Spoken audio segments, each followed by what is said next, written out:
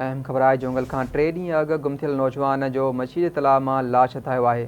ॻोठ शेर ख़ान पहोर जे रहवासी मुनीर पहोर जो तशद्दुद थियल लाश तलाउ मां मिलियो आहे। ॻोठाणनि जे इतलाउ ते पुलिस पहुची लाश कढाए इस्पताल मुंतक़िल कयो। नौजवान जे गुम थियण ते वारसनि अगवा जो शक ज़ाहिर कयो हो।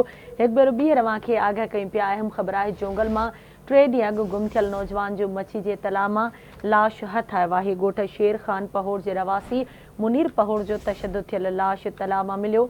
ॻोठाणनि जे इतलाउ ते पुलिस पहुची लाश कढाए इस्पताल मुंतक़िल कयो। नौजवान जे गुम थियण ते वारसनि अगवा जो शक ज़ाहिर कयो हो। अहम ख़बर आहे जोंगल खां 3 ॾींहं अॻु गुम थियल नौजवान जो मछी जे तलाउ मां लाश हथायो आहे। ॻोठ शेर ख़ान पहोर जे रहवासी मुनीर पहोर जो तशद्दुद थियल लाश तलाउ मां मिलियो। ॻोठाणनि जी इतलाउ ते पुलिस पहुची लाश कढाए इस्पताल मुंतक़िल कयो आहे। नौजवान जे गुम थियण ते वारसनि अगवा जो शक ज़ाहिर कयो हो। अहम ख़बर आहे जोंगल खां 3 ॾींहं अॻु गुम थियल नौजवान जो मछी जे तलाउ मां लाश हथायो आहे।